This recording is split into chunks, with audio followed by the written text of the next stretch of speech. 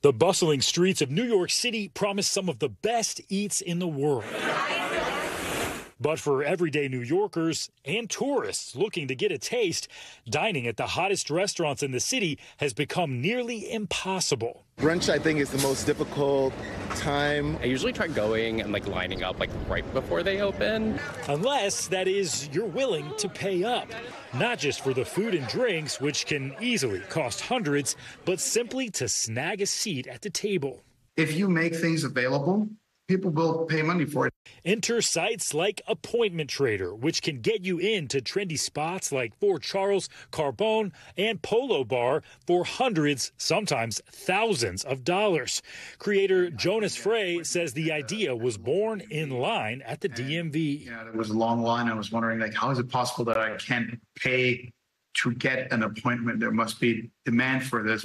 But the site's main business quickly shifted to restaurants.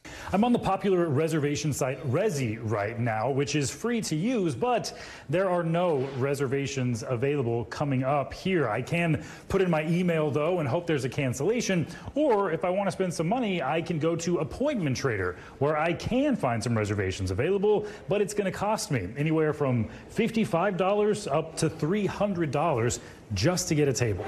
So here's how it works. Behind the scenes, the platform's 15,000 sellers are scooping up the best reservations. Then users come in and place their bids. The higher the demand, the higher the final price tag. Alex Eisler is a top seller who says he's earned more than $100,000 since October 2022, but he doesn't live anywhere near New York City.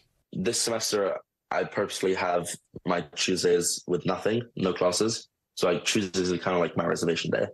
Finding time between classes at Brown University, using dozens of reservation accounts, emails, programmed bots, and even using different voices when calling. I set alarms on my phone to remind me sometimes, just go on Resi or for calling Polo Bar. And then also it's the same with when someone cancels a reservation, I either have a bot which can automatically get it for me, or I can just do it myself. I had a lot of accounts terminated.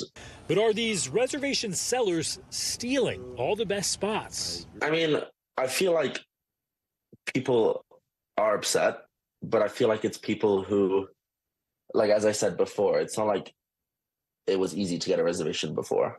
Appointment Trader says $5.7 million worth of reservations have been sold in the last 12 months, with customers spending an average of $20,000 a day in recent weeks.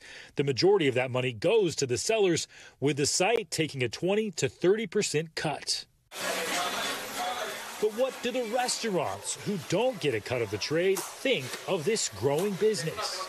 If it were up to me, I wouldn't want to allow reservations to be sold, just so guests can have a fair chance. Syria Alvarez is the restaurant manager at Tatiana, consistently topping the list of best restaurants in the city. Led by Chef Kwame Onwachi, a Top Chef alum and recipient of the James Beard Rising Star Award, Tatiana's menu combines his Afro-Caribbean heritage with his New York City upbringing, and the popularity is off the charts. It doesn't surprise me that the price would be so high to sell and buy reservations because of the high demand. Having a wait list of 1,200 plus people a day, I can imagine why it would be that rate. But Alvarez says buying and selling reservations seems like it will give fewer people, not more, a seat at the table. What do you think the future holds? Reservation sites are cracking down on bots, so I'm not sure how long that will last. I hope that everyone will be able to get a fair chance. If you're willing to wait, though, or even pay, it could just be worth it. When you hear from these customers, do they say, yeah, it was worth waiting a year for these reservations? Once they are able to join us, the feedback is amazing. Guests always tell us that the wait was definitely worth it. Stephen Romo, NBC News. For more on the restaurant reservation wars, I'm joined tonight by legendary restaurant critic Steve Cuozzo, who has been working for the New York Post for 50 years. Early in his career, he became known for his scathing review of one of the world's most celebrated chefs, Alain Ducasse's restaurant. And he has reviewed thousands of restaurants all over New York City since 1998. Steve, thanks so much for joining us here on set. Thanks for having me. Steve, I wanted to talk to you because besides reviewing restaurants, you are a critic of the city. You are a part of the city. And I can remember the days of getting the brand new edition of Zagat, opening that up, finding the restaurants, calling them. Maybe sometimes you had to wait a couple days, couple weeks, but you could get a reservation. Now, what is this? What do you think about this? There's a couple of reasons for the madness that you see going on now with people scalping restaurant reservations the way they did with Broadway shows. You know, some guy steals a bunch or gets a bunch of reservations and then at regular prices and then somehow sells them for $1,000. There's a whole bunch of reasons. The biggest problem, the biggest issue in New York is so simple. It's boring, but it's simple. There are too many people eating out. New York, especially Manhattan, the fancy parts of Brooklyn, there are more people who live alone, singles, than I think any other city in the country. You think it's more that than the internet? Than people just scooping up reservations? That's part of it, too. There's a million factors, but the main single reason is that there are too many people chasing too few restaurant seats. Now, that sounds crazy because New York has many more restaurants and many more seats than any other place in the country.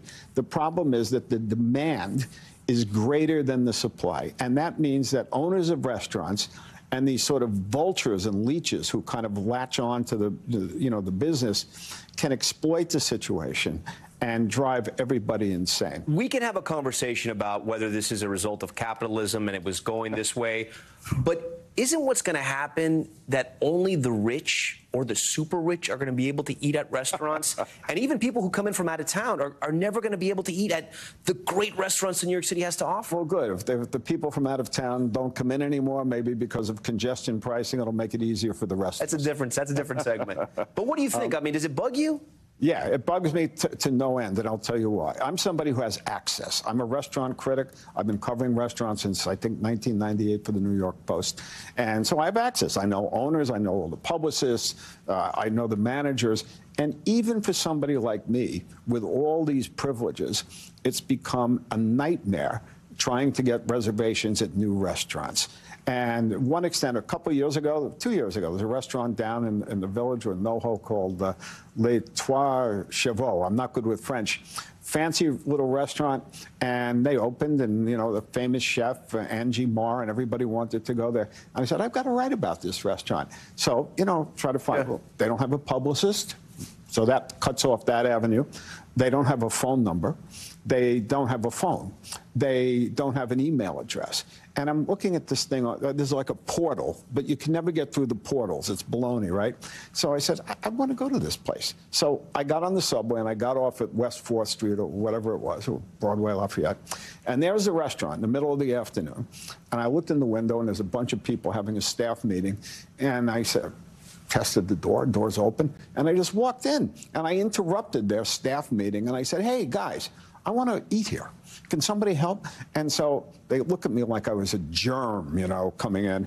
But there was one guy, I think he was the wine guy, who maybe recognized me. And he took me aside, and before I knew it, I had a reservation for the following night. That's insane. This is irrational. Yeah. It's not good for our mental health. But you see it everywhere. New York is the hardest city in the world for restaurant reservations. I go to London all the time. I agree with you 100%. I go to Miami all the time, and it's not that difficult, even in the newest and most. Do you think it's going to hurt the restaurants eventually? Eventually, maybe, who knows? We're in a weird time. It is post-pandemic. Nobody knows where our economy is going. All I know is that the whole business of trying to penetrate new restaurants or old ones that have a following like Carbone or the Polo Bar, it's disgusting. It's demoralizing. I hate having to go through it. Again, and I'm somebody who has more access than most people do. So for ordinary people, someplace opens and they want to go there, you start with the question of, who do I contact? They don't have phone numbers. Yeah. There's a restaurant on Avenue A, and it's a wonderful restaurant called Fox Face Natural. Okay. They have all kinds of strange dishes from kangaroo and obscure types of game meats, goats from South Africa. And when I went there last fall, it took me a week and a half of sort of burrowing my way through their various, contact portals, and I finally got the owner, and he finally accommodated me. And it's not a big restaurant. They probably have not more than 50 seats. And it's a great place, but the effort having to go in there was, do you think out of my pay grade. That club, the model of like the nightclubs, obviously the doorman letting people in, has that sort of bled into the restaurant industry in a way? I mean, because 20 years ago, anybody could eat anywhere, and I don't think that's the case anymore. It wasn't that. It was. I don't think that's entirely true, Tom. We mentioned Alain. You could wait. Alain Ducasse. Yeah. And Ducasse opened in 2000 at the Essex House. He had never been in New York before. The world's most famous chef. Million Michelin stars.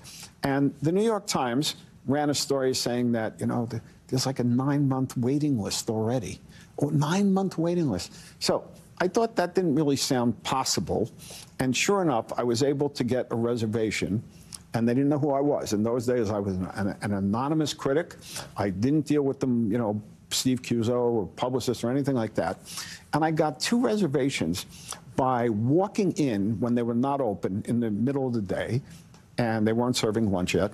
And I talked to somebody, and I immediately got 2 reservations, one of which was only 3 days down the line. Now, even though the idea of 9-month waiting list was made up, and places still do that today, there still was a mystique about getting into Alain Ducasse. No, and obviously... Now it's everywhere. Now, like the guy down the block who opens a fancy, someplace with a new type of Mexican pizza that nobody ever knew existed before, they have like 9-month waiting list. Yeah, there's a line out the door real quick because we have a minute left. One tip for our viewers out there to get that reservation they want without spending $1,000. Without spending $1,000, there's no magic secret. There's no key, no magic way in. Unless you know somebody there. Know somebody there. Hang out, flirt with the waiter or the waitress or do something like that, and you'll probably be able, you'll get a reservation. All right. I mean, these places are full with people, and they got in somehow. You heard it from the master himself, Steve Cuozzo. Steve, thanks so much for being here. We appreciate it. Enjoy it. Thanks for watching. Stay updated about breaking news and top stories on the NBC News app or follow us on social media.